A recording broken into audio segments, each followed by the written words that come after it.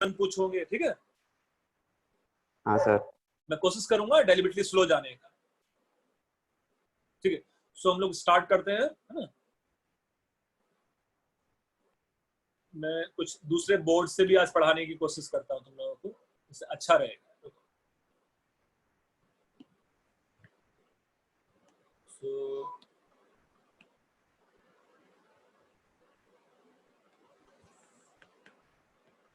ये मुझे बोर्ड दिख रहा है अच्छे से? हाँ सर। ठीक। Yes sir. सो थोड़ा थोड़ा मैं बीच में तुम लोगों को लिखने के लिए टाइम दूंगा, समझने के लिए टाइम दूंगा। थोड़ा पहले ध्यान से देखो, जब मैं लिखने के लिए बोलूंगा तब लिखना स्टार्ट करो, ठीक है? So you can say, let's say in, पहले पूरा समझना, अभी लिखना स्टार्ट नहीं करना, ठीक है? सो इन क्वांटम मैकेनिकल मॉडल, है ना? इन quantum mechanical model, here suppose you can assume this sphere as our atom. Suppose ये जो स्फेयर है वो हम लोग का एटम है, and this may be suppose X axis here, this may be suppose y-axis here, and this may be suppose z-axis. This may be origin 0, 0, 0, and it is nucleus of the atom, है ना? I'm repeating again, ये जो sphere है, let's say मेरे पास atom है, at the nucleus of the atom we have origin of our Cartesian coordinate, है ना? x y z axis का जो origin है, let's say it is the nucleus of the atom. Somewhere inside the atom we have electron, and it is how, let's say, electron is moving. In quantum mechanical model we are not interested कि electron move कैसे करने वाला है, circular orbit, elliptical orbit, हम लोग इस model में interested ही नहीं है कहीं, है ना? But suppose if it is movement of electron as a particle nature, do you think corresponding wave nature may be something look like this? तो ये जो है, I can say it is correspondingly electron wave. Sir अभी आपने जैसे orbit की shape की बात की, उससे मुझे याद आया कि आप बताने वाले थे कि ऑर्बिटल्स के शेप कैसे होते हैं। हाँ बेटा, वो नेक्स्ट लेक्चर में है ना, वो लास्ट लेक्चर होगा एटॉमिक का, ये सेकंड लास्ट है, कुछ ऐसा समझ सकता है ना? Okay sir. तो शेप्स ऑफ ऑर्बिटल भी हम लोग देखेंगे, है ना? यस। तो इतना समझ में आ रहा है जो मैंने लिखा है अभी तक कि quantum mechanical model, let's say मैंने न्यूक्लियस पे ओरिजिन ले लिया है, electron is moving somewhere inside the atom, and correspondingly ये जो ग्रीन कलर है, ये जो ग्रीन कलर है, वेदांत बेटा तुम्हारा मैं पीटीएम किसी और दिन लूंगा अभी, है ना?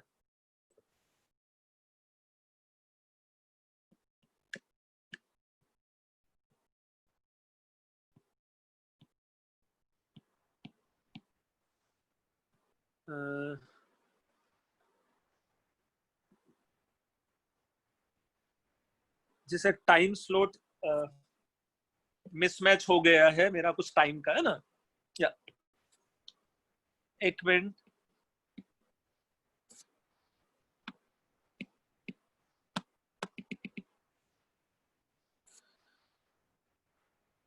मुझे 1 मिनट रुकना है ना?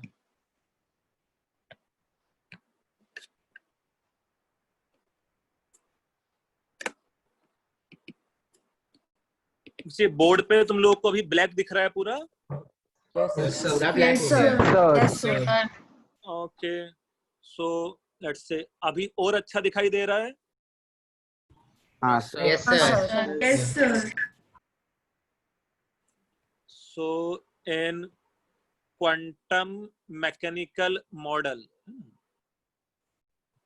I'm repeating here, let's say in quantum mechanical model, this may be, let's say, suppose our atom, I'm repeating again, suppose this may be any of the our atom यहाँ सपोज ये x axis था, ये let's say y axis था, this is same as z axis here and it is 0, 0, 0.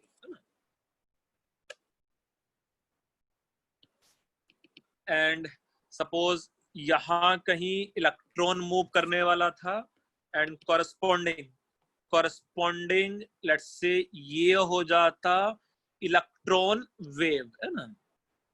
ऐसे इतना लिखा था ना तुम लोगों ने ऐसा? Yes, sir. Yes, sir. और यहाँ तक शायद कोई डाउट भी नहीं है, ये तो आसान भी लग रहा है ना? नहीं सर. अच्छा, यहाँ एक सिंबल है जो हम लोग यूज करेंगे. The symbol is known as psi, PSI, है ना? त्रिशूल सिंबल, है ना? So this psi is nothing but it is amplitude of electron wave. It is nothing but it is amplitude of electron wave.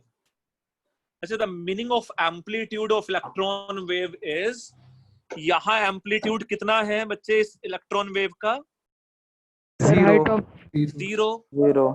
You can say यहाँ ये maximum positive है ना, फिर यहाँ 0 है, and यहाँ you can say it is maximum negative. यहाँ 0 है, here it can be maximum positive, है ना? Yes, sir. अगर मैं इमेजिन कर लूं कि यहाँ पॉजिटिव है, यहाँ नेगेटिव है, यहाँ पॉजिटिव है और बीच बीच में 0 भी है ये. तो कैन वी से as we change location of the electron, its amplitude of wave is changing? Yes, sir. So, Yes, sir. can we say ये जो wave function है, it may be some function of x, y, z? Yes. बेटे इस mathematical representation का meaning समझ में आता है? Wave function it may be let's say function of x, y and z, है ना? f is Yes, sir. Function of, है ना? तो अगर मैं x या y या z का वैल्यू चेंज करूंगा तो लोकेशन ऑफ इलेक्ट्रॉन चेंज हो जाएगा. इट मींस वेव फंक्शन का वैल्यू चेंज हो जाएगा, है ना? यस बच्चे, ये थोड़ा सा क्लियर है तुम लोगों को? Yes, sir. Sir, I'm not getting. एक बार रिपीट कर दोगे? हाँ अच्छा, सर. चलो एक काम करो, बाकी बच्चे जिन्होंने अभी लिखना स्टार्ट नहीं किया है इतना लिखो, मैं फिर से रिपीट करता हूँ क्या है कहानी, है ना? इतना पहले लिखना भी स्टार्ट करो पैरेलली. मैं सिर्फ ये बता रहा था, अगर मैंने ओरिजिन ले लिया 0, 0, 0 पे, so electron is moving inside the atom. Here we are not interested कि इलेक्ट्रॉन पॉजिटिव मूव कर रहा है या सर्कुलर ऑर्बिट में या इलेप्टिकल ऑर्बिट में मूव करने वाला है. सपोज इलेक्ट्रॉन कैसे भी मूव कर रहा था, द रेड वाला जो मैंने ड्रॉ किया है, इट इज इलेक्ट्रॉन वेव, है ना? रेड के कोरस्पॉन्डिंग जो है, it is nothing but electron wave. Electron wave means same as de Broglie wave, है ना? ये जो सिंबल है psi, it is amplitude of electron wave. बच्चे जो सिंबल है, it is amplitude of electron wave, and this psi may be written as a function of x, y and z. Function of x, y and z means suppose ये कुछ ऐसा हो सकता था, x² y z raise to the power x raise to the power something like this, है ना? कुछ भी ऐसा कॉम्प्लेक्स फंक्शन हो सकता था. It is just an example, है ना? मींस अगर मैं x या y या z का वैल्यू चेंज करूंगा, यार ये अचानक से मेरे पास कहां से आ गया भाई सब? रुको, सर वो 5 PSI क्या है? बेटा psi, PSI is psi as a symbol, है ना?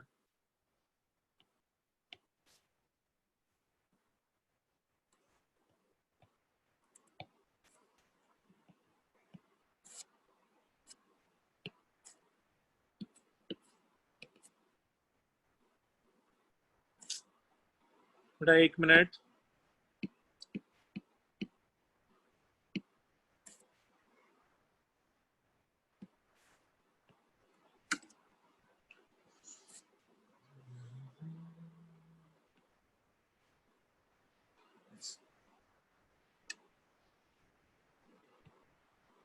बच्चे अभी सब पढ़ने में है तुम लोगों को कि नहीं है?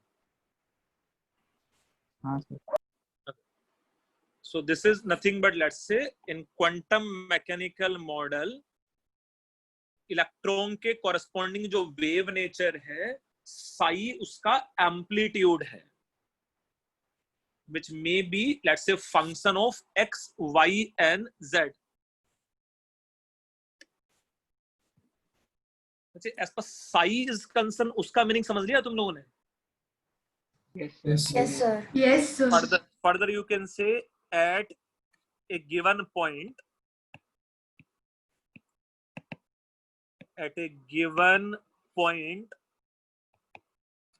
the value of psi depends on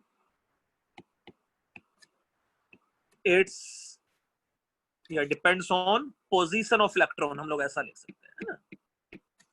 Depends on position of electron. Further you can say value of psi can be negative or zero, or it can be positive.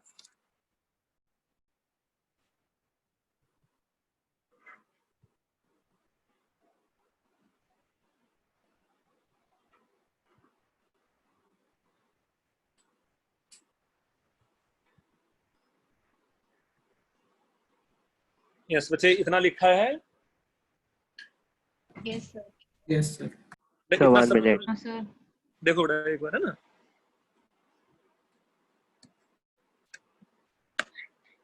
Sir जो साइन नाम दिया है सिंबल को, वो मतलब किस scientist के पीछे दिया है?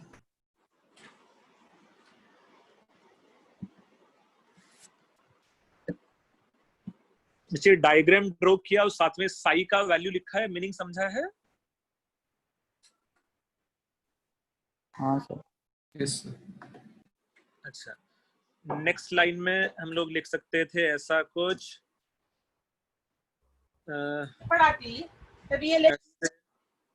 यहाँ है ना, the value of psi as a function of x, Y and z. You can say the value of psi as function of x, y and z. इसको मैं ऐसा भी बोल सकता था, function of x, y and z can be find out on calculus में. नाम सुन लिया है अब तक तुम लोगों ने? इंटीग्रेशन. हाँ सर, नाम तो यस सर. हाँ सर सुना है। Integration of. सर अब तक बस डिफरेंशिएशन ही सिखाया, इंटीग्रेशन नहीं सिखाया। कोई बात नहीं बेटा, हम लोग को भी इंटीग्रेट करने की भी जरूरत नहीं पड़ेगी.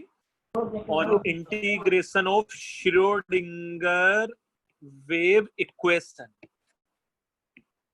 सर वो स्पेलिंग SCHREODINGER, है ना? On integrating Schrodinger wave equation. तो बच्चे हम लोग को एज पर atomic structure as a chapter is concern, बस ये नाम याद रखना है कि श्रोडिंगर वेव इक्वेशन है क्या. ये भी समझने की जरूरत भी नहीं है कि ये इस इक्वेशन का मीनिंग होता क्या है.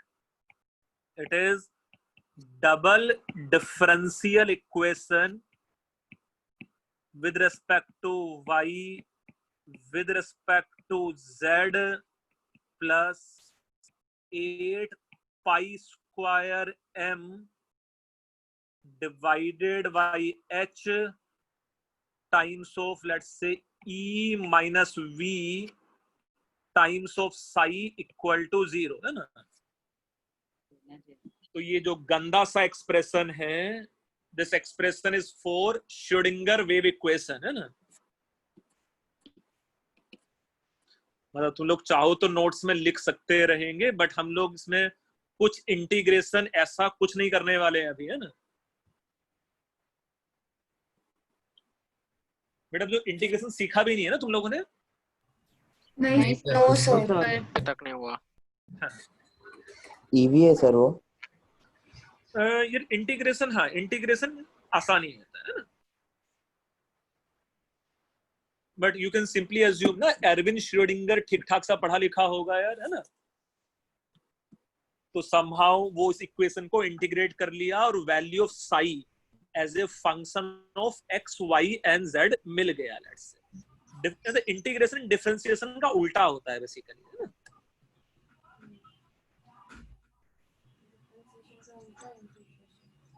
हाल फिलहाल इतना समझ में आ रहा है तुम लोगों को, जो वैल्यू ऑफ साई मुझे मिलेगा as a function of x Y and z, वो इस इक्वेशन को इंटीग्रेट करने के बाद मिल जाएगा।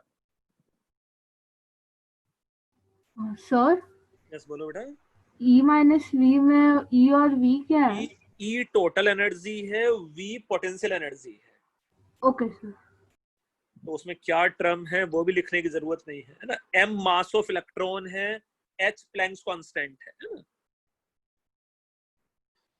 तुम लोग लिखना चाहते हो तो मैं यहाँ बोलता हूं कि भाई M is mass of electron, E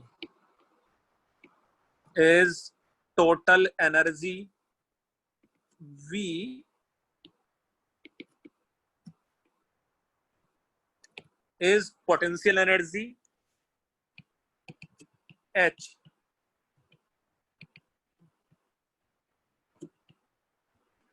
is Planck's constant.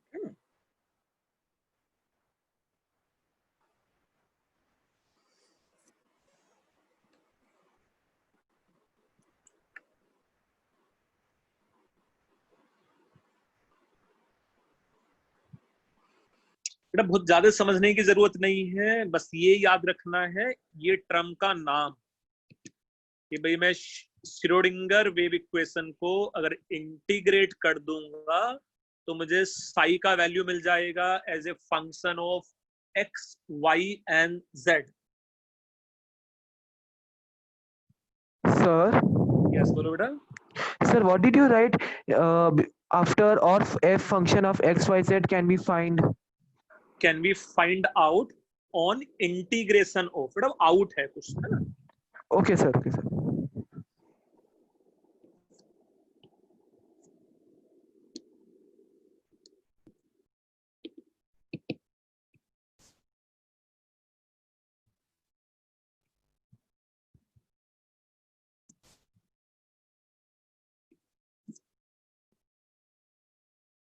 Can we find out on integration of Schrödinger wave equation?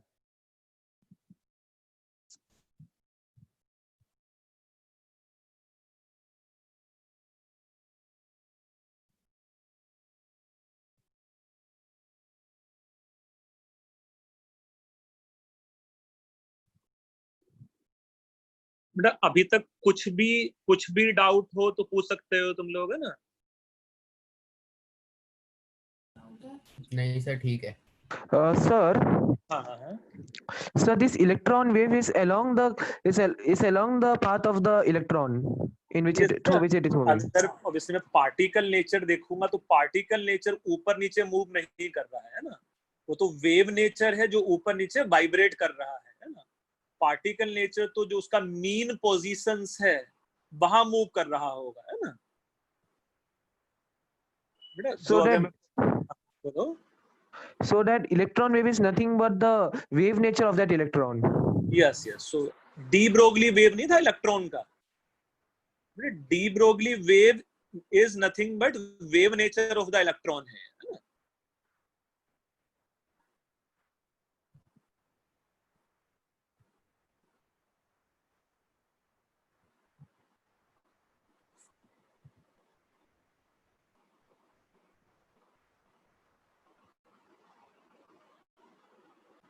Yes बच्चे ये लिखा है तुम लोगों ने ऐसा?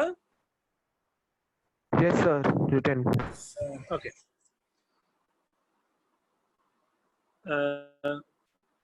अभी आगे थोड़ा सा हम लोग को और मैथमेटिक्स में जाना है, मैं बताता हूँ क्या है, मस्त है ना। So further you can say it is It is always more convenient. It is always more convenient to deal 3D space. It is always more convenient to deal 3D space in polar coordinate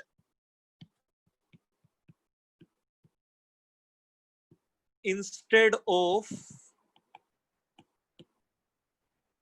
Cartesian coordinate. ये कुछ नाम सुना है तुम लोगों ने अभी तक? कार्टेशियन कोऑर्डिनेट, पोलर कोऑर्डिनेट और something like that. Yes sir. अरे पोलर कोऑर्डिनेट नहीं पता। पोलर कोऑर्डिनेट मतलब बहुत सारे बच्चों ने नहीं सुना होगा। अच्छा चलो मैं थोड़ा सा बताता हूँ, फिर हम लोग देखेंगे इसका एटॉमिक में भी क्या यूज है। सपोज ये एक्स एक्सिस है ना, ध्यान से देखना, ये वाई एक्सिस है और ये let's say suppose Z axis है और ये 0,0,0 है। तो जब भी किसी भी पॉइंट को हम लोग एक्स वाई एंड जेड के टर्म्स में लिखते हैं तो वो कार्टेशियन कोऑर्डिनेट होता है ना। आई एम रिपीटिंग अगेन, अगर मैं कॉरेस्पॉन्डिंगली लेट्स से यहाँ कार्टेशियन कोऑर्डिनेट या ये कार्टेशियन ज्योमेट्री की हम लोग बातें करेंगे तो किसी भी पॉइंट को मैं लिख सकता हूँ x, y, z के फॉर्म में। सर आप एक बार फिर से रिपीट कर सकते हैं? हाँ बेटा, अभी तक कुछ ऐसा हम लोगों ने पढ़ा नहीं। आपका वॉइस लैग हो रहा है बहुत ज्यादा। हाँ सर, मैं भी नहीं सुन पाया। नहीं सर, हमारे तो क्लियर आ रहा है। अच्छा कोई बात नहीं। हाँ सर एकदम क्लियर। मैं फिर से रिपीट करता हूँ। It is always more convenient to deal 3D space in polar coordinate instead of Cartesian coordinate. Cartesian coordinate वो coordinate है जो हम लोग x, y and z के terms में लिख पाते हैं। We have something known as polar coordinate, जो क्लास 11-12 में भर के पढ़ोगे यार। polar coordinate वो coordinate है जब मैं किसी भी पॉइंट को r, थीटा एंड फाई के फॉर्म में लिख पाते हैं, है ना।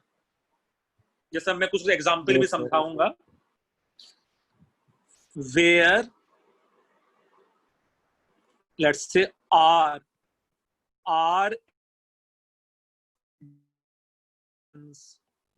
r is distance of point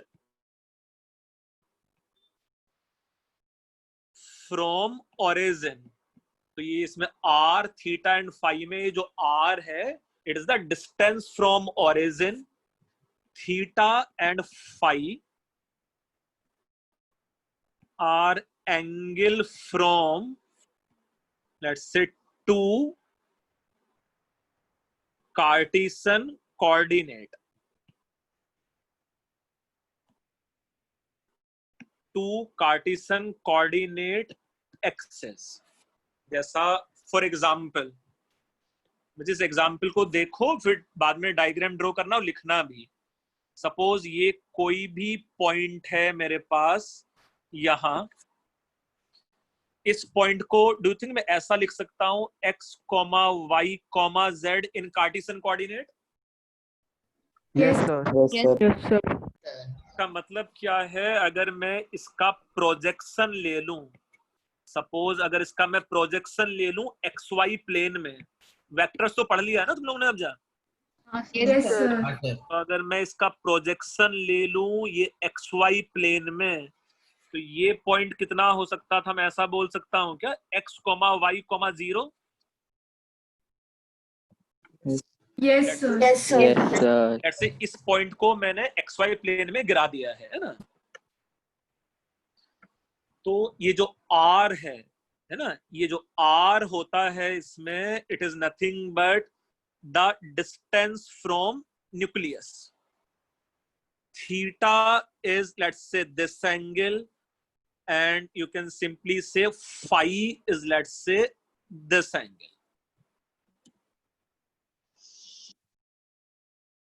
तो कुछ ऐसा समझ सकते हो, इस पोजीशन वेक्टर का जो z एक्सेस से एंगल है वो थीटा है, और इस पोजीशन वेक्टर का जो x एक्सेस से एंगल है वो फाई है। ऑब्वियसली y एक्सेस से एंगल कितना हो जाता, 90 माइनस फाई है ना। यस सर सर एक Yes. करो प्रोजेक्शन के बाद से वापस करा दो ना। क्या क्या फिर से बोलो। प्रश्न क्या बोल रहे हैं बेटा? मेरा आवाज आ रहा है बाकी बच्चों को? हाँ sir clear. Yes, sir. Sir. मैं फिर से रिपीट कर रहा हूँ बेटा, जैसे x y and z है, और इसी का अगर मैं एक्स वाई प्लेन में देखूंगा तो ये x, y, 0 आ सकता था। मैं एक एग्जांपल समझाता हूं कि सपोज मेरे पास कोई भी पॉइंट अगर ऐसा है, लेट्स से 3, 0, 0, तो ये कौन से एक्सेस पे लाई करेगा कार्टेशियन कोऑर्डिनेट में? X axis. एक्स एक्सेस पे। Very good. इसका डिस्टेंस फ्रॉम न्यूक्लियस कितना है, ओरिजिन कितना है? 3। Very good 3 units. बेटा इसका थीटा कितना है, z एक्सिस से कितना एंगल होगा इस पोजीशन वेक्टर का? 90 90 कैसे? ये पाई बाई 2 होगा। हाँ यस सर। पाई कितना होगा ये एंगल फ्रॉम x एक्सिस? 0 होगा। यस, ये अलोंग द x एक्सिस ही है ना, है ना? Yes, sir. हाँ सर। अच्छा, now suppose if we have let's say another point here, suppose any point is 0, 3, 0, ये पॉइंट कहाँ लाई करने वाला है कार्टेशियन कोऑर्डिनेट में? Y-axis. पे। तो इसका डिस्टेंस फ्रॉम न्यूक्लियस कितना है, जल्दी से बताओ। 3 units. थीटा कितना है इसका? 90 डिग्री। Very good. 90 degree. अच्छा, फाई कितना है यहाँ? वो भी 90। वो भी Very 90। वो भी 90 डिग्री। सर नहीं समझा ये वाला पार्ट। अच्छा बेटा, मैं सिर्फ ये बता रहा था कि ये जो 0, 3, 0 है, डू यू थिंक ये वाला जो पॉइंट होगा मेरे पास, देख ये वाला पॉइंट है शायद, ये है ना जो देखो मैंने येलो से ड्रॉ किया है अभी, ये जो पॉइंट Yes, है sir. येलो हाँ, से sir, जो ड्रॉ देखो। किया है, यही है ना 0, 3, 0। अगर इसका डिस्टेंस 3 है फ्रॉम ओरिजिन, ये वाला Sir. एंगल, कोऑर्डिनेट पाए क्या लिखा है आपने, समझ में नहीं आ रहा। अबे y एक्सिस बेटा। सर मेरा मिस हो गया सर, अभी कुछ देर पहले का, वापस से बताओ ना क्या क्या पढ़ाया। अच्छा, कुछ नहीं पढ़ा है बे, मैं सिर्फ ये बता रहा था कि जो x, y and z axes है उसको मैं हर एक पॉइंट को r, थीटा एंड फाई के टर्म्स में भी लिख सकता हूं, है ना बेटा? कोई भी जो point x, y and z है उसको मैं r, थीटा एंड फाई के टर्म्स में भी लिख सकता हूं। सिर्फ वो समझा रहा हूं मैं अभी, है ना? आसान सी चीज समझा रहा हूं बेटा। जी सर। मैं बता रहा था कि अगर मेरे पास कोई पॉइंट था 3, 0, 0 कार्टेशियन कोऑर्डिनेट में, तो पोलर कोऑर्डिनेट में उसी पॉइंट को मैं लिख सकता था 3, पाई बाई 2, 0। और अगर कार्टेशियन कोऑर्डिनेट में कोई भी पॉइंट 0, 3, 0 है, तो पोलर कोऑर्डिनेट में मैं उसको लिख सकता था 3, pi by 2, pi by 2। Yes बच्चे, किसी को डाउट था अभी कुछ? सर ये थीटा और फाई हमेशा z और x एक्सिस से ही लेना है? यस बेटा, वाई कन्वेंशन जो भी हम लोग पूरा श्रोडिंगर मॉडल है उसमें थीटा z एक्सेस से ही है और फाई उसमें x एक्सेस से ही है ना? Okay sir, thank you. Pi by 2 कैसे आ रहा है बेटा वो जो y एक्सेस है वो z एक्सेस से कितना एंगल बना रहा है? y axis z axis 90। 90, तो 90 पाई बाई 2 नहीं बोलेगा उसको?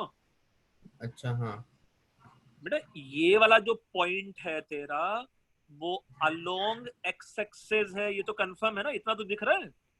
हाँ सर। और ये वाला जो पॉइंट है ये मेरा अलोंग y एक्सेस है। जी सर। अच्छा, नाउ सपोज मेरे पास कोई भी पॉइंट अगर ऐसा होता 3, 3, है ना? यस, इसका ओरिजिन से डिस्टेंस कितना है?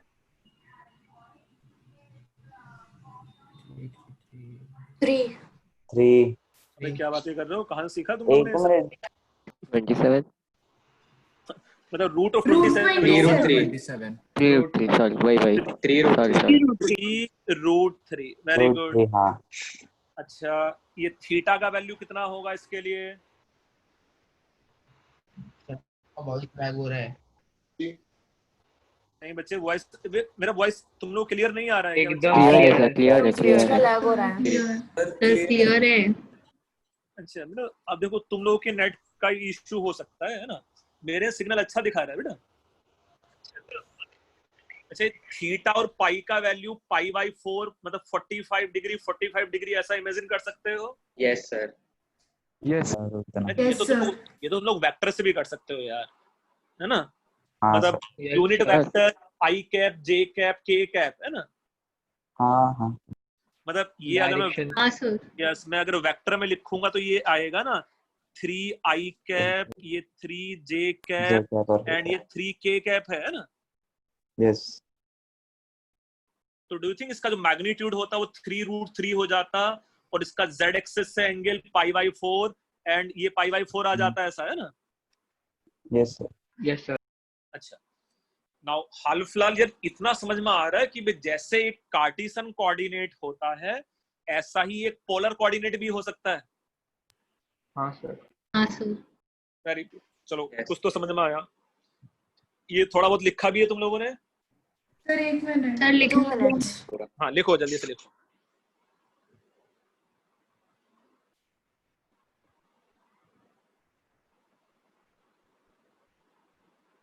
और जब लिख के हो जाए तो जल्दी से बताओ मुझे, है ना?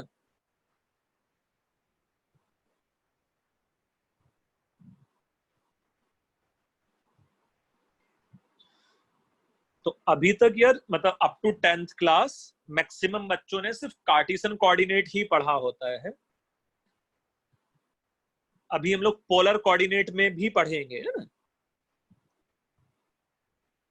सर वो 3 रूट 3 बॉडी डायगोनल है. हाँ बेटा, वो बॉडी डायगोनली तो होगा. ये भाई 3,3,3 मींस ये वो पॉइंट है जिसका x कोऑर्डिनेट भी 3 है, y कोऑर्डिनेट भी 3 है और z कोऑर्डिनेट भी 3 है. सर मतलब उसका सभी से डिस्टेंस 3 है. हर एक एक्सिस के अलोंग वो 3 डिस्टेंस पे है ना?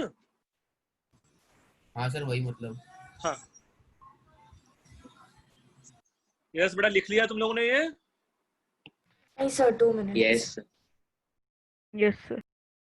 sir what is the use हाँ मैं यूज समझाता हूँ बेटा इसका, है ना? okay तो ऐसा है कि भाई जैसे मैथ में जब कोऑर्डिनेट ज्योमेट्री पढ़ोगे इट इज नियरली मतलब 20% ऑफ जेई सिलेबस. तो वहां कोऑर्डिनेट ज्योमेट्री में दोनों कोऑर्डिनेट पढ़ रहे होंगे, पोलर कोऑर्डिनेट भी और कार्टेशियन कोऑर्डिनेट भी. इवन फिजिक्स में भी ना काफी जगह पोलर कोऑर्डिनेट यूज करना पड़ेगा इंस्टेड ऑफ कार्टेशियन कोऑर्डिनेट, है ना? ये भी एक मैथमेटिकल टूल है जिससे चीजें थोड़ी आसान हो जाएंगी, है ना? so Polar that coordinate. red yes बोलो. so that red line and the green line are nothing but the position vector of that particle. या है ना? okay जैसे XYZ है तो उसका अगर मैं XY प्लेन में ले लूंगा तो X, Y, 0 हो जाएगा ना वो पॉइंट. सर एक डाउट था. हाँ बोलो. जैसे ये 3 आपने वेक्टर्स दिया आई कैप प्लस जे कैप प्लस के कैप, या इनका जो डायरेक्शन कोसाइंस होता है कोई एक हाँ. के साथ वो हाँ. का लाइक आई कैप का एक नंबर और डिवाइड बाय मैग्नीट्यूड होता है. तो 3/3 तो 1/√3 आएगा. तो 45 डिग्री कैसे आएगा? cos 1/√3 45 नहीं होता. ए भाई ये फिर से देखो, ये बच्चा सही बोल रहा है, थोड़ा सा वेक्टर लगा के, है ना? ये कितना भाई 1/3 में 45 कैसे होगा? हाँ सर 1/√3. सर 1/3. अच्छा तो ये cos इनवर्स 1/√3 आएगा. 30 होना है. वही सर. ये पाई बाई 4 नहीं आएगा ना? सब 1/√3 होगा ना? वो cos इनवर्स 1/√3 होगा. चलो मैं देखो, ये बच्चे ने कुछ तो करेक्शन कराया मुझे, है ना? मैं भूल गया हूँ थोड़ा बड़ा वेक्टर. सो मैं देखो इसको ऐसा लिख देता हूँ, ये जो भी आएगा वो थीटा इक्वल टू फाई आएगा. अब ठीक है? हाँ सर. हाँ sir. Good, very good. 45 theta equal क्या सर कैसे आपने बोला? क्या लिखा है? थीटा थीटा इक्वल अरे pi theta pi five five five अब ठीक है, देखो अब बढ़िया है। हाँ यस सर। ठीक,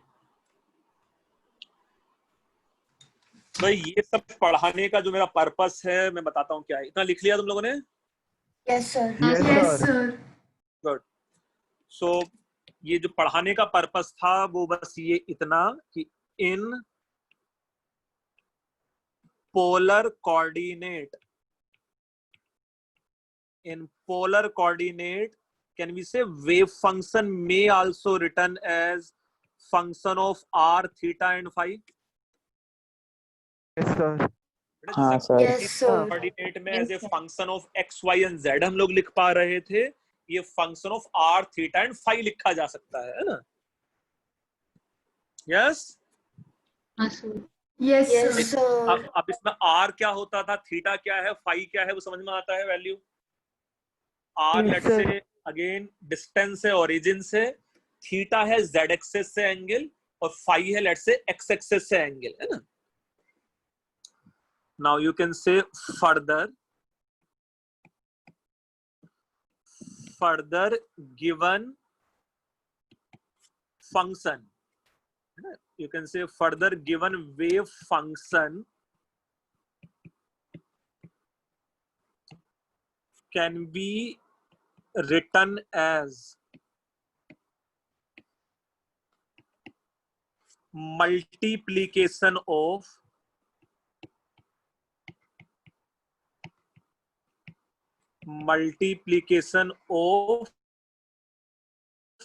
two independent function,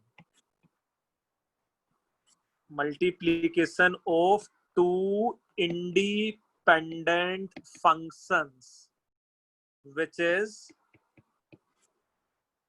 ये जो टोटल वेव फंक्शन था, which is function of r, theta and phi, which is function of r, theta and phi may be written as multiplication of two function, एक जिसमें सिर्फ radius वाले component है और एक जिसमें सिर्फ एंगल्स वाले कंपोनेंट है।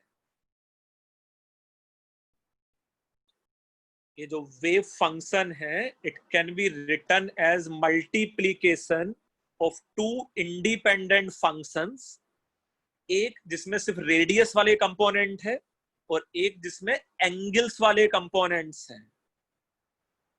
मैं समझाता हूं उसका मीनिंग क्या है। और फर्दर इसको मैं लिख सकता हूं let's say total wave function, इसको हम लोग लिख सकते थे रेडियल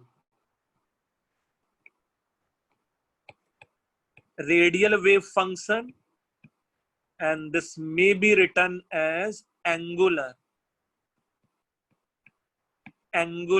wave function। वैसे इसको लिखो, मैं थोड़ा समझाता हूं क्या है वो मीनिंग।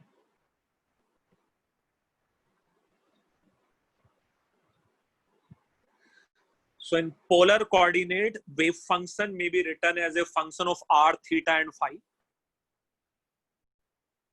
ये दो फंक्शंस के मल्टीप्लीकेशन में हम लोग लिख सकते थे, एक जिसमें सिर्फ रेडियस वाले कंपोनेंट है और एक जिसमें सिर्फ एंगल्स वाले कंपोनेंट है।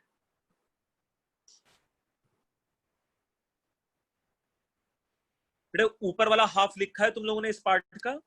Yes sir yes sir.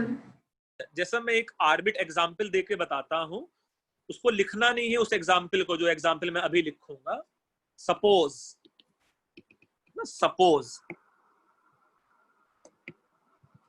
Let's say मेरे पास वेव फंक्शन ऐसा होता, r square sine square theta cos cube phi and r square sine cube phi.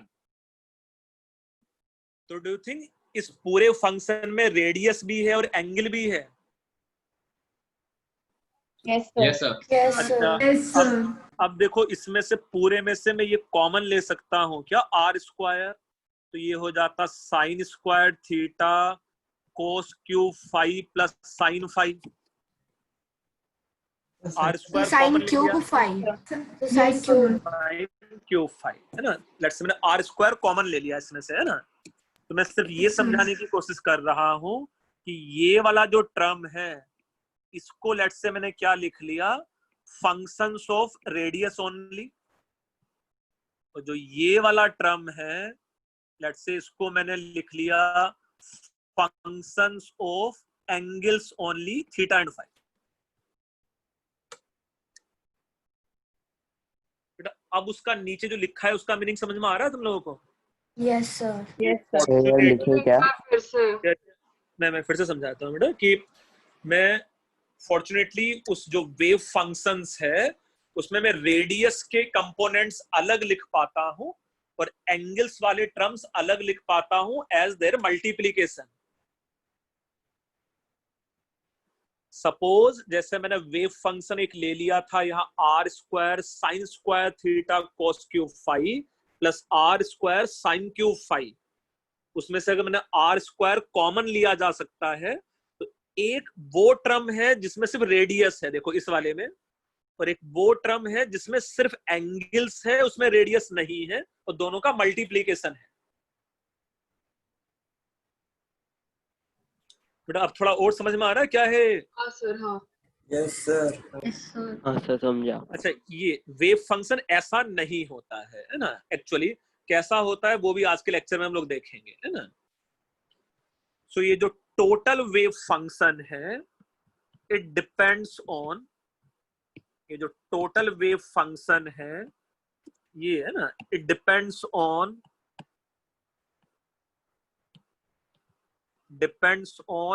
n, l and m. क्या क्या है बेटा ये n, l and m? Quantum numbers. Quantum number. Principal quantum number, angular quantum number and magnetic quantum number. इसमें से जो radial wave function है it depends NNL. only on n and l, and angular wave function depends only on l and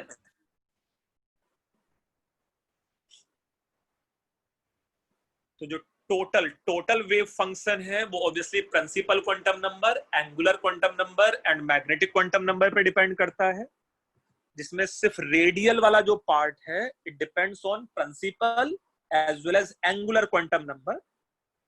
ये जो angular wave function है it depends on angular quantum number as well as magnetic quantum number.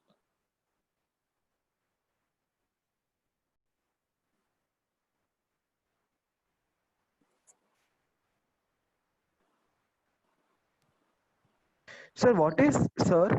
हाँ बोलो. Sir, what is a quantum number, angular momentum, and magnetic number? I didn't understand this. Yes Bhargav बेटा तेरा आज Class के पहला lecture है ना? हाँ. बेटा ये हम लोग लास्ट क्लास में पढ़ा है बेटा सब, है ना. Okay. तुम आराम से आज देखते जाओ, आज बहुत कम समझ में आएगा और क्लास के बाद में रुक के मेरे साथ बात भी करना तुम, ठीक है? Okay, okay, sir.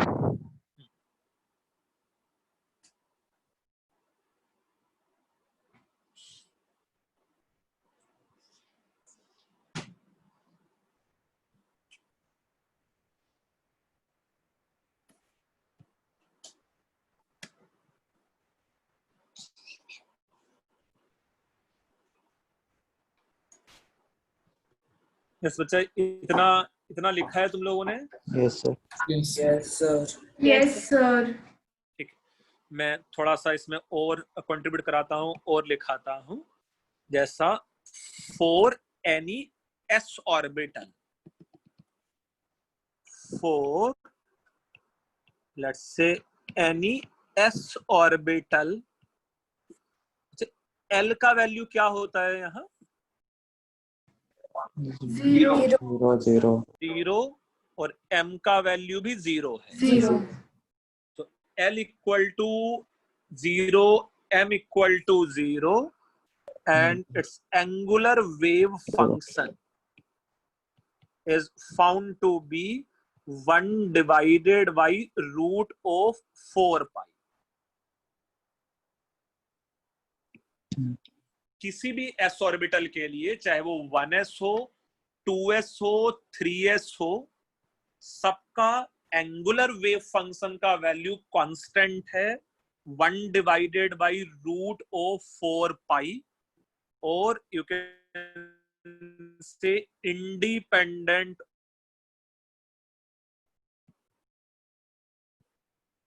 Derive of कैसे किया? Theta and phi. यस बच्चे क्या बोल रहा था? मतलब आया कैसे ये वैल्यू? बेटा उसके लिए जो जितना हम लोग पढ़ रहे हैं ना, पहले उतना समझने की कोशिश करो बेटा। है बहुत बहुत बहुत कुछ पढ़ने के लिए है इसमें, है ना।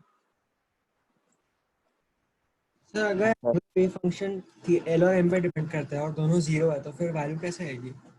तो बेटा ये किसने बोला कि वो हमेशा बस एल और एम का मल्टीप्लीकेशन ही है? मतलब ये फंक्शन सपोज अगर ऐसा हुआ, सपोज ऐसा है नहीं बट सपोज एल, मतलब यहां मैं बोलूं ये term plus l plus m, suppose है ना, तो अगर मैं एल और एम का वैल्यू 0 भी पुट कर देता तो भी 1 डिवाइड बाई रूट ऑफ 4 पाई नहीं आ सकता था बेटा। अभी तो वो पता ही नहीं ना फंक्शन किस टाइप का है ना। सो उसके लिए एस ऑर्बिटल के लिए एल का वैल्यू 0 है, एम का वैल्यू 0 है,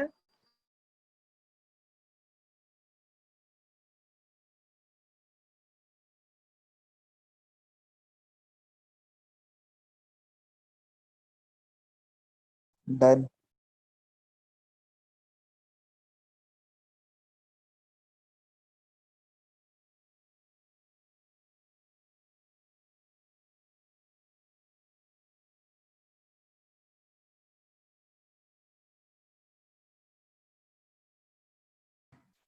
सर आपकी आवाज नहीं आ रही। सर कुछ बोल ही नहीं रहे। तो कुछ बोल रहे नहीं है। ओके, मुझे लगा कनेक्शन का प्रॉब्लम है मेरा, सॉरी। हाँ इट्स ओके। सर सच्ची में नहीं है। भाई सच में सर गए। ओ भाई कदर भाई। ट्रू।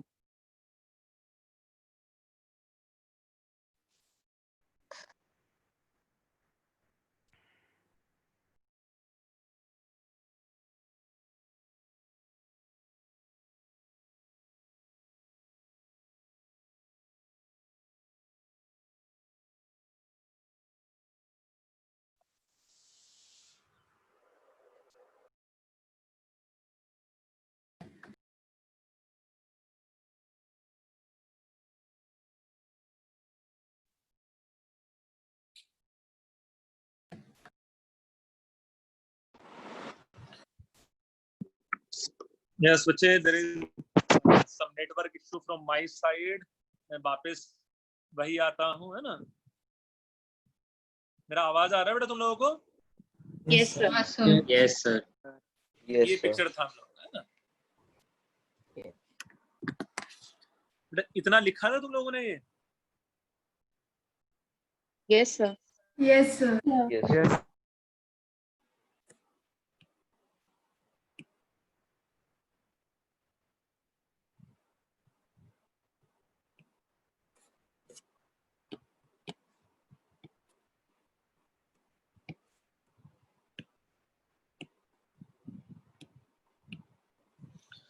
ओके सो एज पर any s orbital is concern, उसमें एल का वैल्यू 0 था, एम का वैल्यू 0 था, है ना।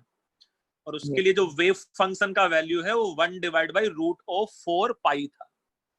अच्छा, वेव फंक्शन पे हम लोग अभी वापस आएंगे, उससे पहले कुछ चीजें हम लोग और भी देख लें यहाँ। It is related to probability of finding the electron.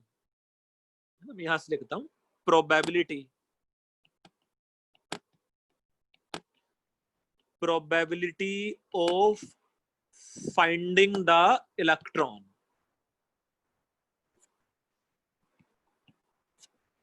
फिर यहां इसका जो मीनिंग है probability of finding the electron का, you can say according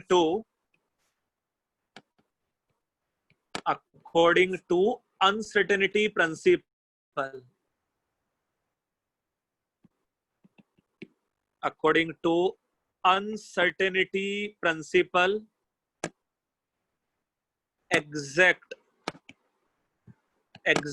position of electron, you can say, can't be find out. Exact position of electron can't be find out, but let's say probability of finding the electron inside the atom at given location can be predicted by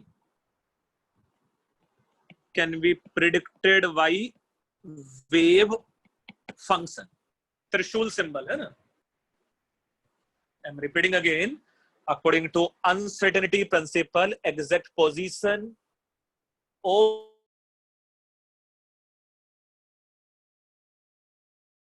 sir lag हो रहा है।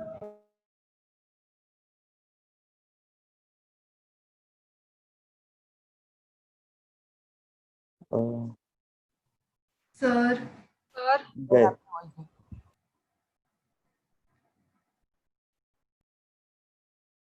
ताने आज क्या हो?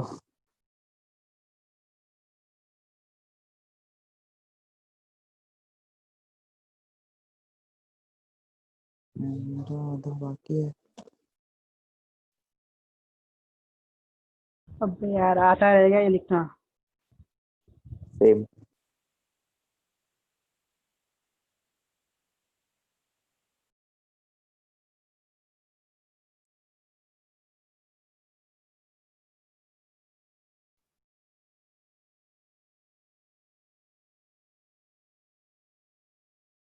कोई बोलेगा क्या?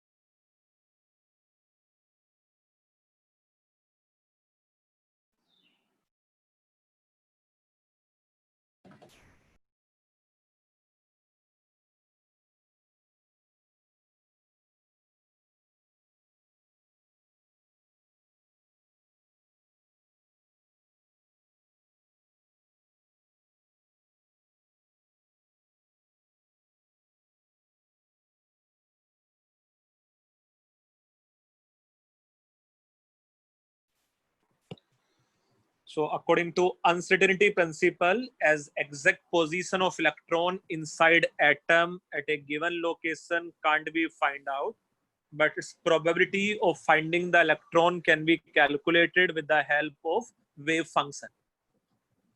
जी स्टेटमेंट लिखा तुम लोगों ने ऐसा? हाँ sir. Yes sir Yes, sir. कैसे फाइंड आउट कर सकते हैं? such that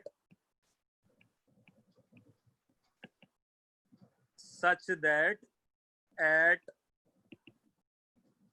given location,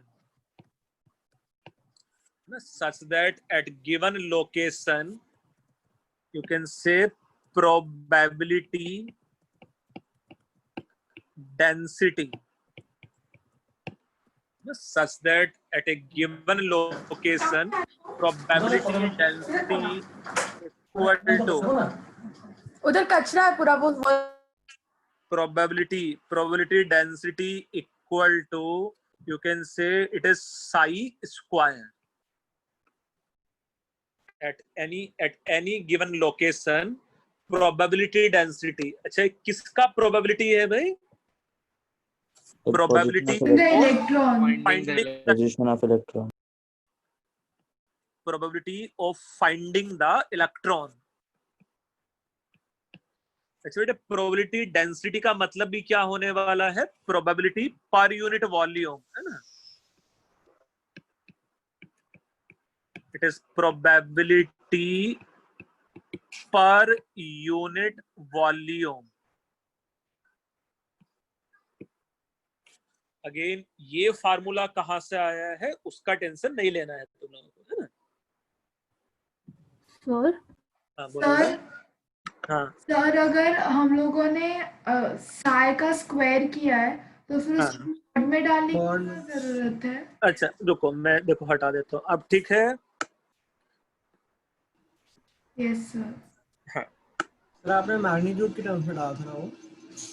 हाँ तो ठीक है, तुम ऐसा लिख लो यार, उसको कोई टेंशन नहीं होता है ना।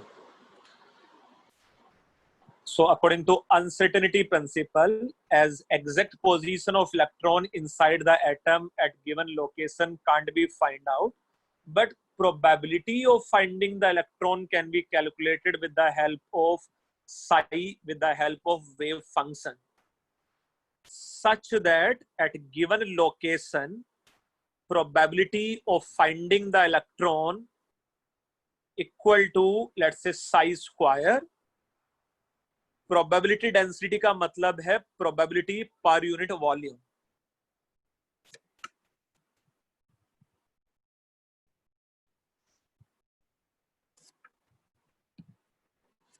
ये कौन शैतान है भाई?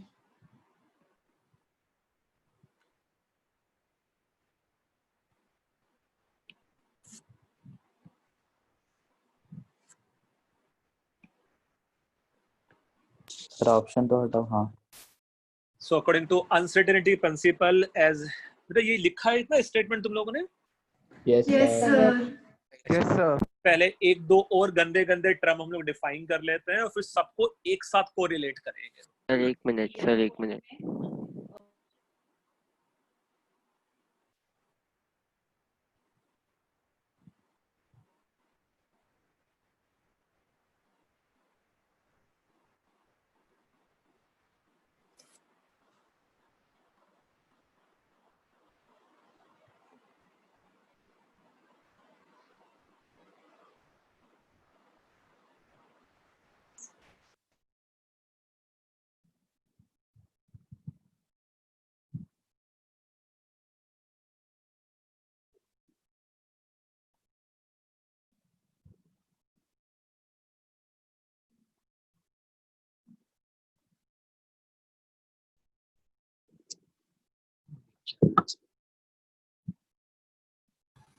सर आपकी आवाज नहीं आ रही।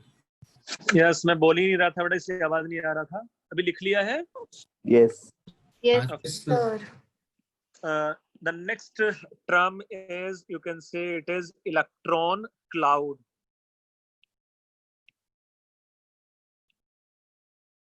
Next term is electron cloud. So electron cloud may be written as, it is pictorial representation.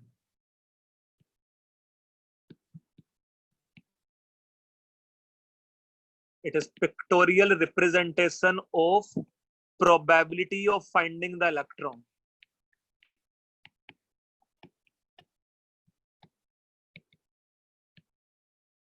It is pictorial representation for, yeah, of probability of finding the electron.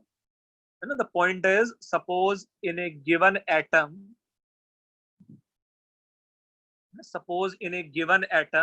if somewhere it is represented as this, कुछ याद है geography में map पे अगर हम लोग को हाँ, सर। पॉपुलेशन डेंसिटी ज्यादा दिखाना होता था तो हम लोग ऐसे ज्यादा डॉट्स दिखा सकते थे, है ना? हाँ sir. So you can yes sir. yes, this is the reason containing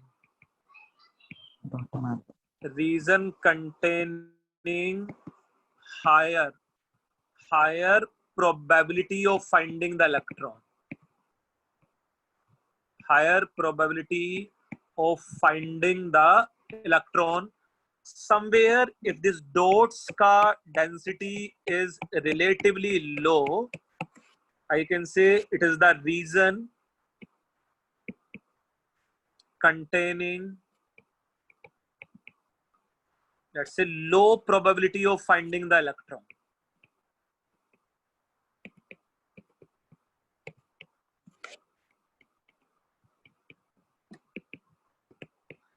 तो ये जो पिक्टोरियल रिप्रेजेंटेशन है, इसी को हम लोग बोल सकते थे, लेट्स से इलेक्ट्रॉन क्लाउड है ना बेटा, ऑब्वियसली हम लोग ये इलेक्ट्रॉन को एक डॉट से एक्सप्लेन नहीं कर सकते हैं, it is just an representation.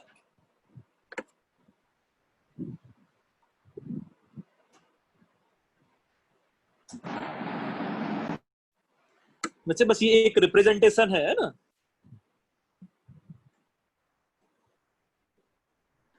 तो जहां electron cloud density will be higher, it has more probability of finding the electron, और जहां electron cloud density is low, it has less probability of finding the electron.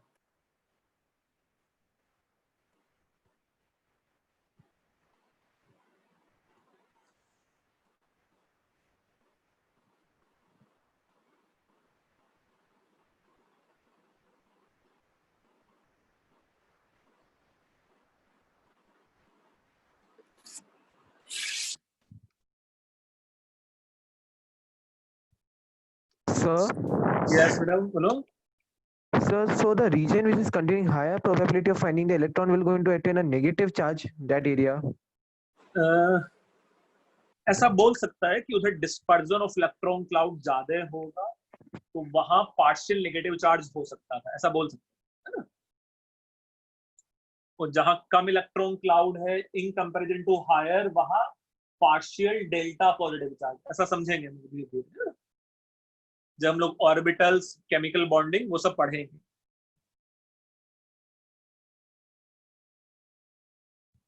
Yes बच्चे, इतना लिखा है तुम लोग ने जो बोर्ड पे है? Yes, sir. Yes, sir. एक minute join So this circle is nothing but the electron cloud. हम लोग सर्किल से हम लोग ने सपोज एक एटम हम लोग बना सकते थे, तो हम लोग बोल सकते थे एटम के किसी एक रीजन में we can have higher probability of finding the electron, atom के किसी एक रीजन में we have low probability of finding the electron, है ना।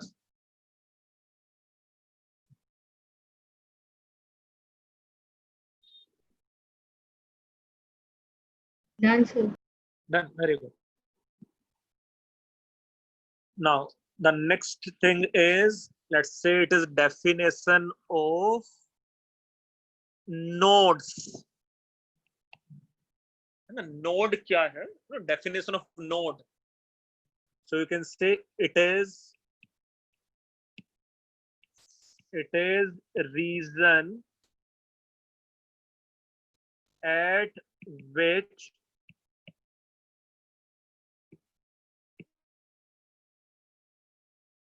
probability of finding the electron is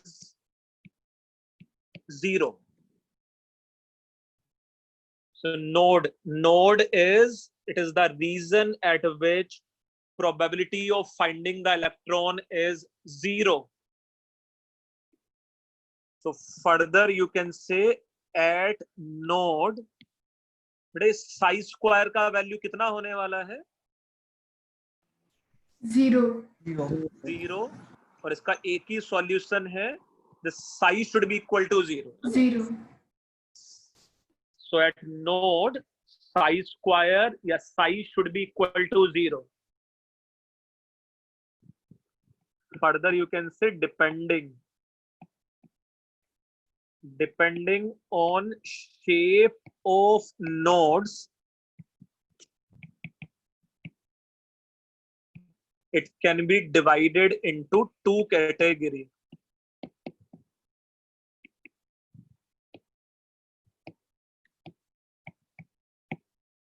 Depending on the shape of nodes, it can be divided into two categories. First one, it is spherical या इसी का दूसरा नाम है radial nodes. spherical और radial node, so you can say it is a spherical shell. It is a spherical shell around nucleus It is a spherical shell around nucleus on which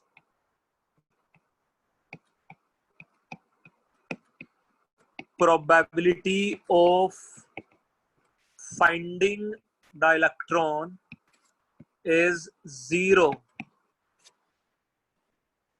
So it is a spherical shell around nucleus on which probability of finding the electron is 0.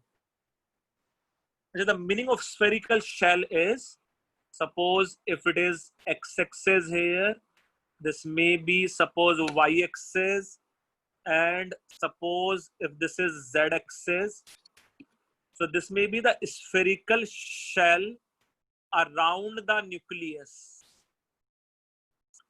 This may be spherical shell around the nucleus, और इस पूरे spherical shell पूरे curved surface पे बच्चे psi का value क्या होना चाहिए था यहाँ? 0.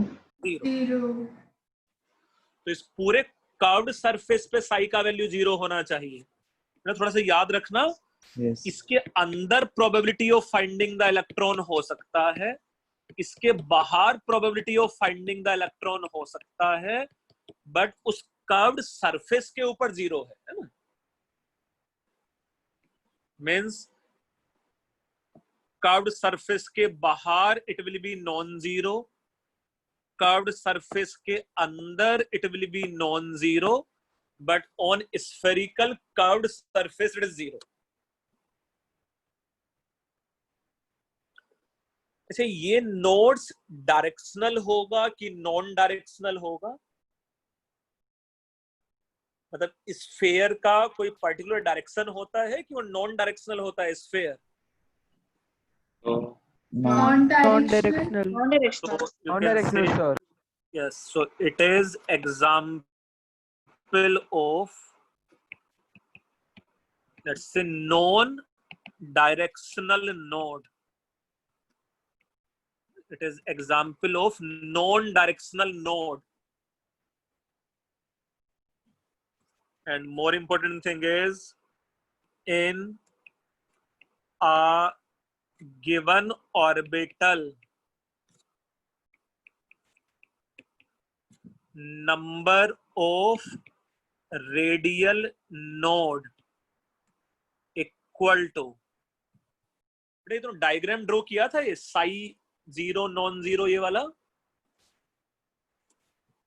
Sir, 2 minutes. So in any given orbital, number of radial node,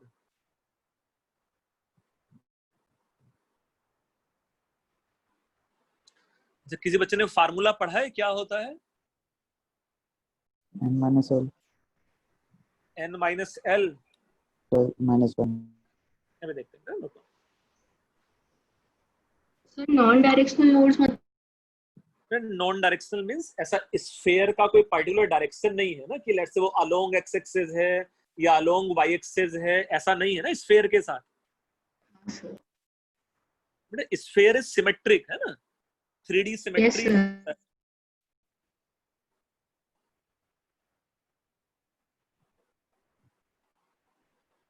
but diagram draw किया नहीं? Yes sir. ठीक, हो गया सर. मैं डायग्राम को हटा के कुछ और लिखने वाला हूं यहाँ. देखो, so number of radial node in any given orbital equal to n minus l minus 1, where n उस ऑर्बिटल का प्रिंसिपल क्वांटम नंबर है, l उस ऑर्बिटल का एंगुलर क्वांटम नंबर है. So in a given orbital, number of radial node is n minus l minus 1 है. मुझे next class में हम ये फार्मूला आया कहां से है वो भी देख लेंगे, है ना. बट अभी के लिए formula n minus l minus 1, and if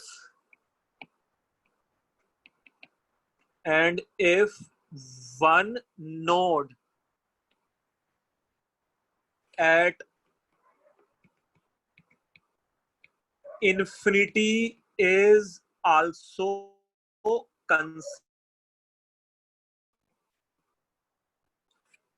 if one node at infinity is also considered, then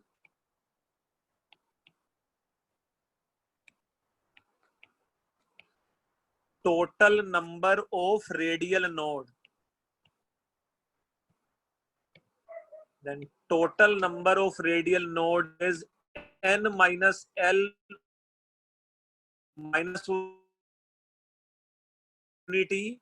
So it is आपका आवाज n बीच minus बीच l. में ब्रेक हो रहा है.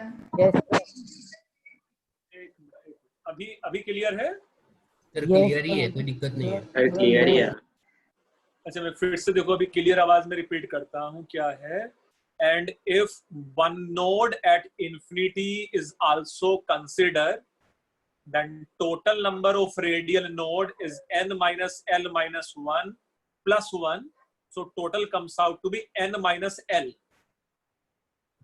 अच्छा, अगर इन्फिनिटी के बारे में कुछ नहीं मेंशन किया हुआ है क्वेश्चन में, तो इन्फिनिटी वाले को हम लोग हमेशा नेग्लेक्ट कर लेते हैं.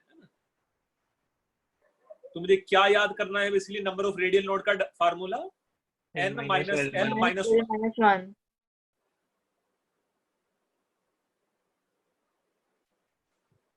ये तो फर्स्ट टाइप का नोड था अभी, है ना.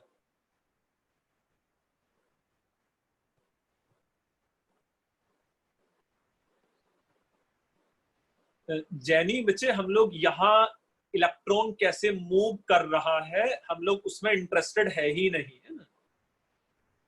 क्योंकि अभी इलेक्ट्रॉन को एज ए वेव नेचर हम लोग देख रहे हैं. So at a same time electron can be present at many space. Sir क्या सर ये लास्ट वाला पॉइंट समझ में नहीं आया. बेटा, मैं बोल रहा था कि इन्फिनिटी पे जाके तो पक्का पक्का probability of finding the electron 0 हो जाएगा. Yes sir. तो अगर मैं उसको भी नोड ले लूं एक, तब मैं एक की काउंटिंग बढ़ा दूंगा और वो n माइनस l हो जाएगा. Okay sir. मुझे स्फेरिकल या रेडियल नोड की डेफिनेशन क्या है वो समझ में आ रहा है तुम लोगों को? Yes, sir. Yes, sir.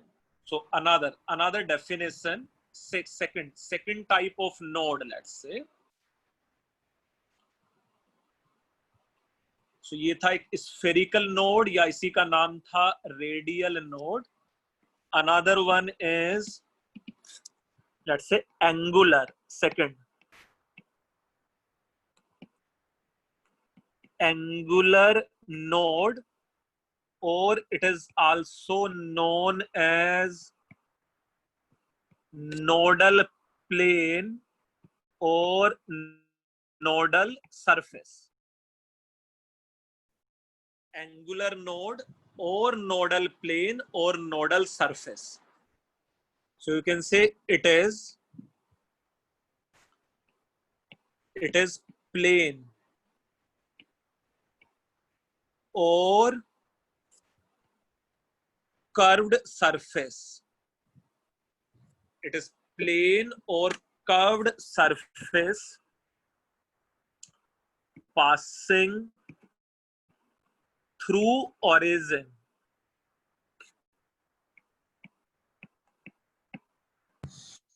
It is plane or curved surface passing through origin, which is same as, let's say, nucleus.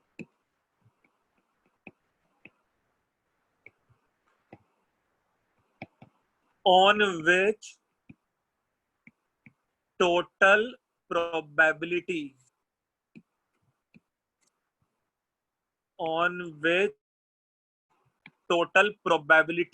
of finding the electron is 0. I'm repeating again. It is plane or curved surface passing through nucleus on which total probability of finding the electron is 0. Again, you can imagine, suppose ये x-axis है, ये y-axis है, and let's say suppose it is z-axis. And if let's say suppose ये मेरे पास ऐसा curved surface है ना, suppose ये मेरे पास ऐसा कर्व्ड सरफेस है कि ऑन दिस सरफेस psi का value is found to be 0, 0. then I can say this curved surface is angular node. Sir वो सेंटर से पास हो रहा है. ये न्यूक्लियस से पास होना चाहिए, है ना, हाँ. by definition. लेकिन अभी आपने जो बनाया था सर्कल जो बनाया था थोड़ी देर पहले, आपने कहा कि उसके अंदर जीरो नहीं है. उसके अंदर जीरो नहीं है, तो नहीं अगर है. मैं कर्व्ड सरफेस की बातें अंदर. भी करूं तो कर्व्ड सरफेस के इस साइड भी नॉन जीरो है और कर्व्ड सरफेस के इस साइड भी नॉन जीरो है, but on this surface is zero, है ना. सर सो वो पहले वाले डायग्राम पे वो जो स्फेरिकल सरफेस था सर, उस पे वो साइज 0 होगा. हाँ हाँ हाँ, और इस पे ये जो इनफाइनाइट सरफेस है इस पे जीरो होगा, है ना. Yes sir. तो बड़ा कोई भी नोड हो, नोड मीन्स साई का वैल्यू 0, चाहे वो रेडियल नोड हो चाहे वो एंगुलर नोड हो. रेडियल एक स्फेरिकल सरफेस है और एंगुलर एक प्लेन या कर्व सरफेस है.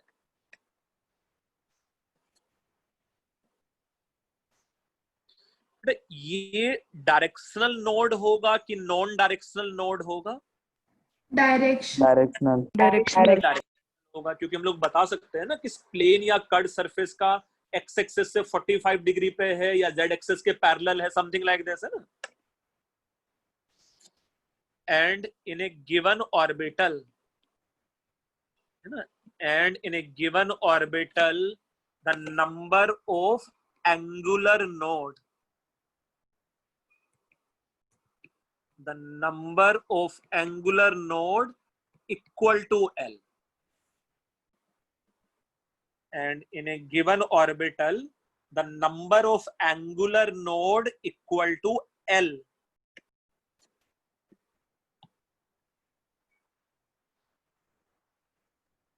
यस मानस बेटा, यहां भी सिर्फ सरफेस पे जीरो होगा, है ना.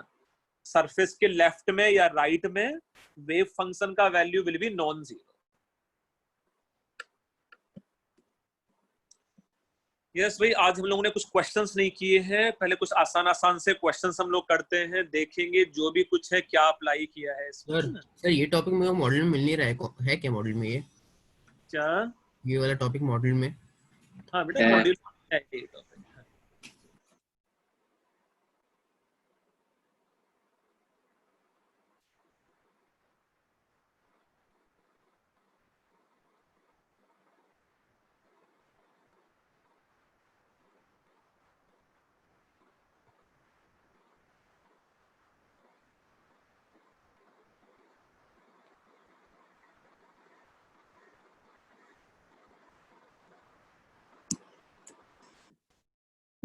यस बच्चे, इतना लिखा है तुम लोगों ने?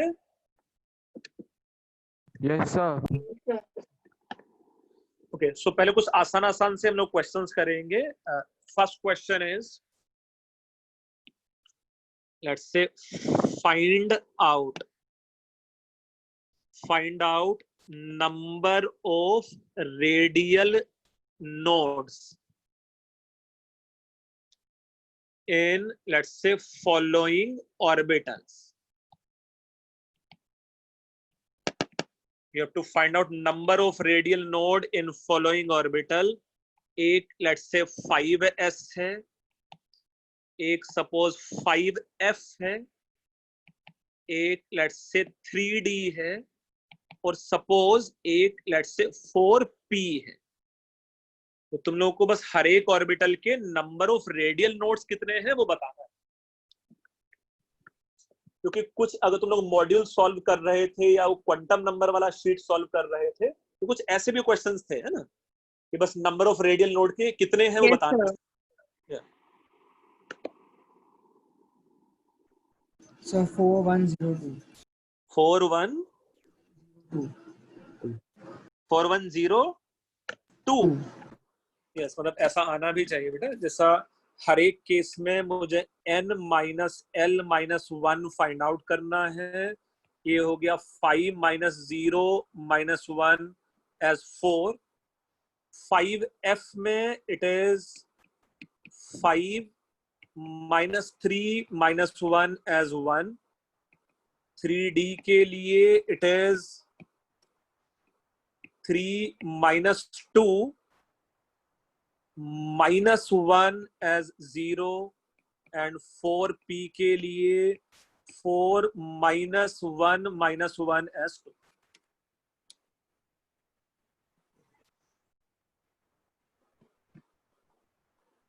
यस बच्चे, ऐसे क्वेश्चंस कर सकते हो तुम लोग सीधे, अगर number of radial nodes. Yes sir. Very good. Now ऐसे कुछ और भी question, let's say next question is out of following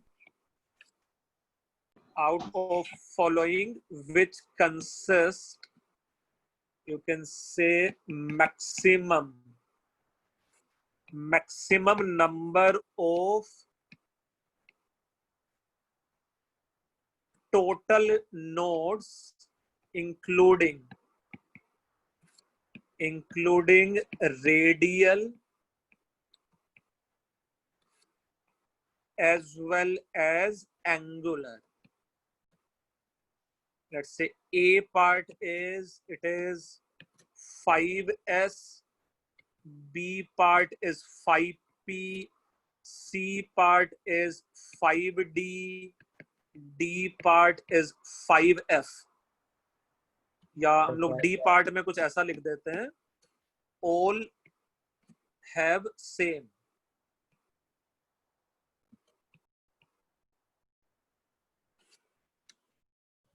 So out of following which consists maximum number of total nodes including radial as well as angular node.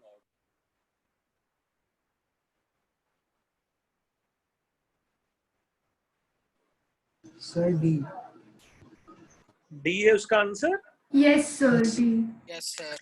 इसके लिए हम लोग कुछ ऐसा कर सकते थे, देखो है ना, क्या total number of nodes should be equal to n minus l minus 1 plus l, which is equal to n minus 1. Radial nodes अगर एंगुलर नोड को हम लोग ऐड कर देंगे तो इंडिपेंडेंट ऑफ एल आ जाता। सो तीनों के लिए प्रिंसिपल क्वांटम नंबर तो सेम है, 5s के लिए भी, 5p के लिए भी, 5d के लिए भी।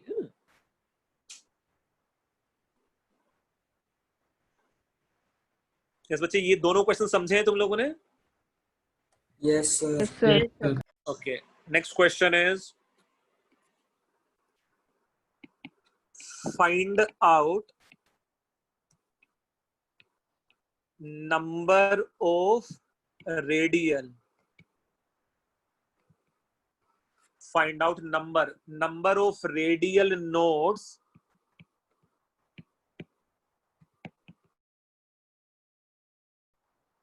in present and following if psi is represented as,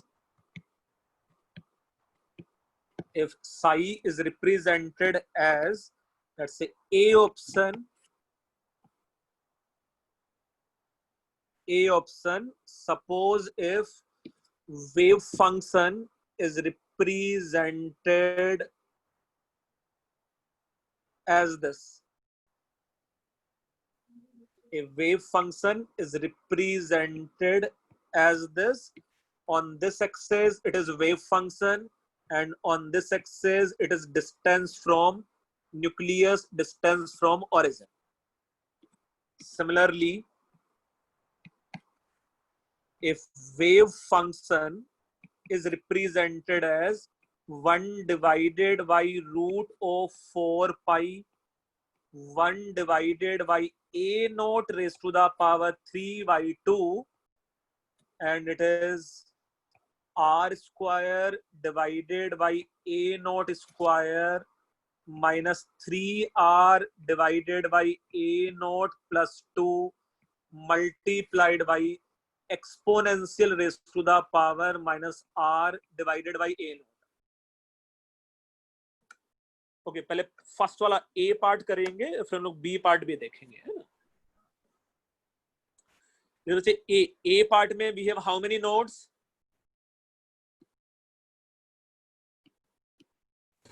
2 होना भी चाहिए। सो यू नो 4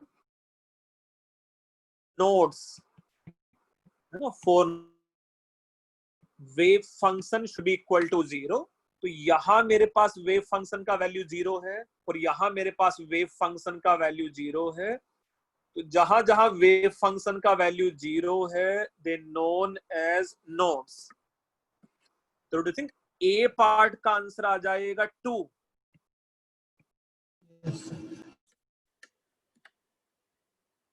बेटा वो ए पार्ट समझ में आ रहा है क्या है? Yes, sir. नाउ बी वाले केस में again at node this wave function should be equal to 0। अच्छा, लेट्स से मैं यहां कुछ और भी दे सकता था कि वेयर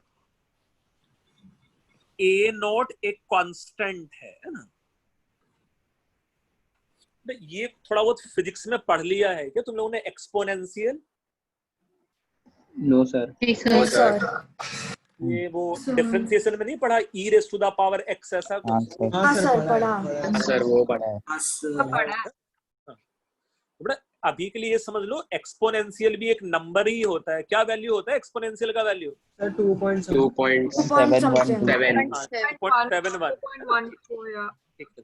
ई भी एक कांस्टेंट ही है, ठीक, बढ़िया।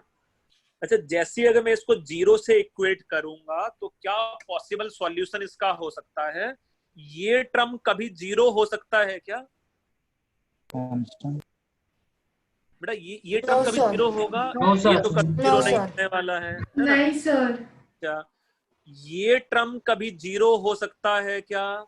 No sir. No sir. अच्छा, ये भी कभी 0 नहीं हो सकता है ना भाई। ये a raise to the power b कभी 0 हो सकता है?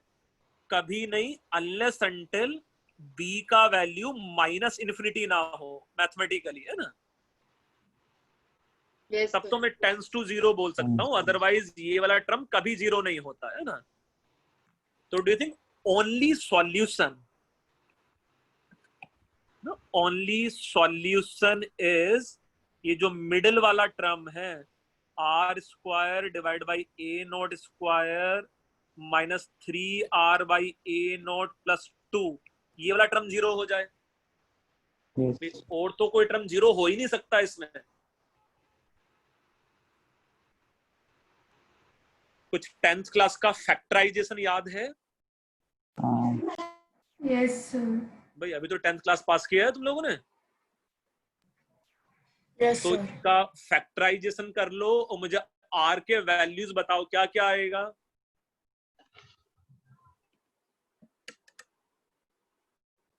मतलब मैं इसको ऐसा लिख सकता हूँ ना, r square divided by a naught square minus 2r by a naught minus r by a naught plus 2 equal to 0। Yes, ऐसा लिख सकते हैं ना। 3r को 2 में डिवाइड कर लिया, एक में 2 और एक में 1। यहां से मैं r एंड a नोट को कॉमन ले लें तो यहां बच जाएगा मेरे पास r and a naught minus 2।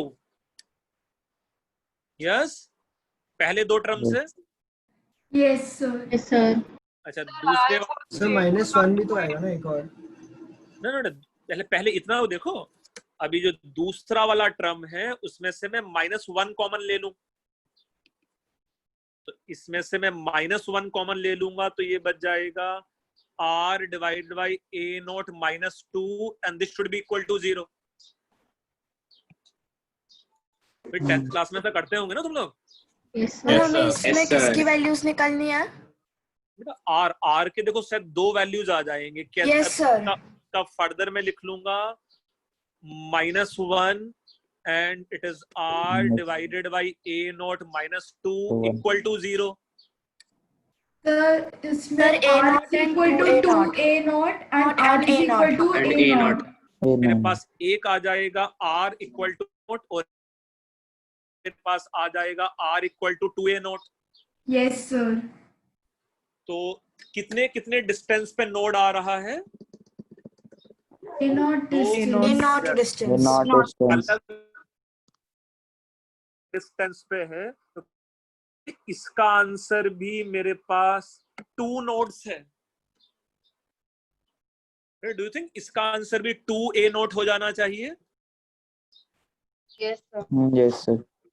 अच्छा, आई होप एज पर नोड का फार्मूला इज कंसर्न, ये फार्मूला तो तुम लोग कर लोगे शायद, है ना? सर 2 नोट्स कैसे जाया? एक R equal to A naught distance पे और एक R equal to 2A naught distance पे। हाँ सर। तो मेरे पास दो ऐसे रेडियस होंगे ना जहां probability of finding the electron 0 हो सकता रहेगा। Okay sir.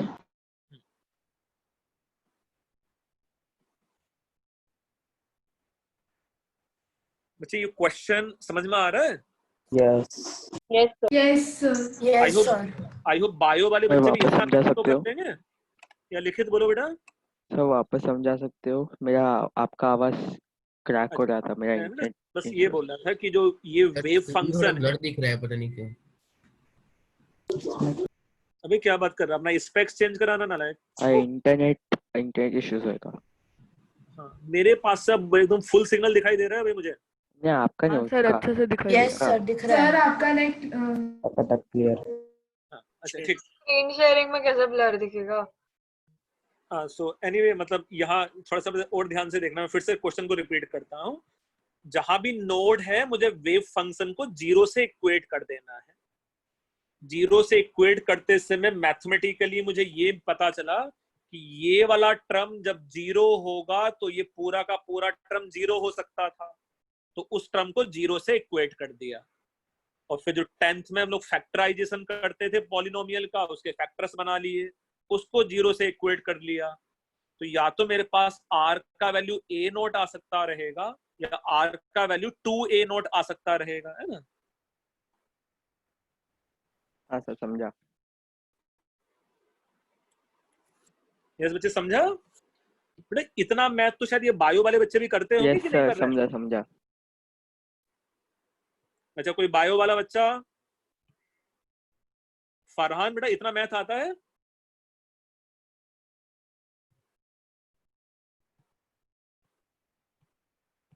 Yes, I hope बाकी बच्चे यार कर लेंगे, थोड़ा थोड़ा वो कर रहे होंगे, है ना? ओके, सो मैं एक डेफिनेशन और लिखा देता हूं, फिर आज की क्लास को हम लोग समराइज करते हैं, है ना? क्या है डेफिनेशन ऑफ, जो सब कुछ पढ़ लिया, नेक्स्ट क्लास में इसको डिटेल में पढ़ेंगे भी। Orbital.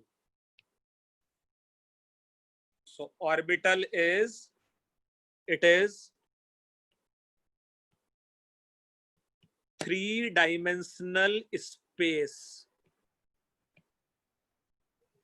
around nucleus.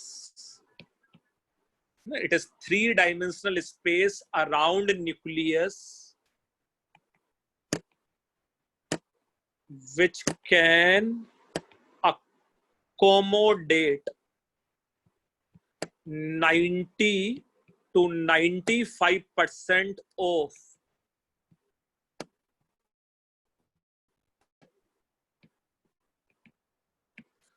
total probability of finding the electron. I'm repeating again. It is 3-dimensional space around a nucleus which can accommodate 90 to 95% of total probability of finding the electron. It should consist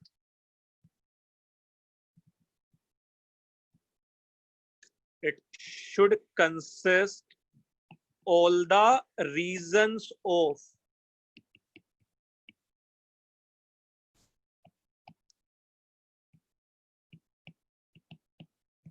maximum probability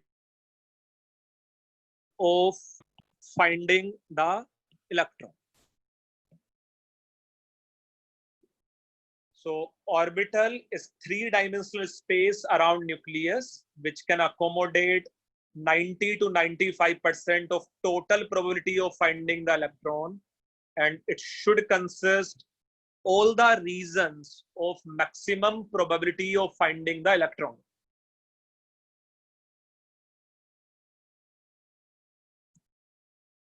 अब जो मैं लिखा रहा हूं उसको लिखने की जरूरत नहीं है ना, सिर्फ समझो.